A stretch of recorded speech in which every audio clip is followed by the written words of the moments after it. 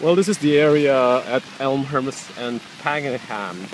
Pakenham Drive is about, well, maybe about 50 yards west of Islington.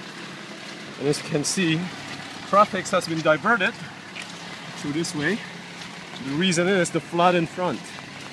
Apparently, it's quite a deep flood that caused people that not be able to, well, mostly cars not be able to pass. So I'm just going to show you how deep it is.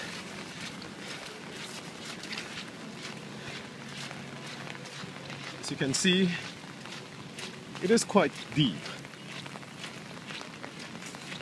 How far deep, we do not know, but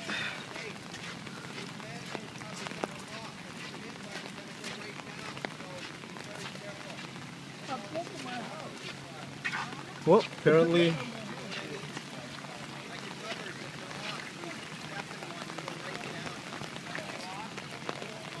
this is quite bad.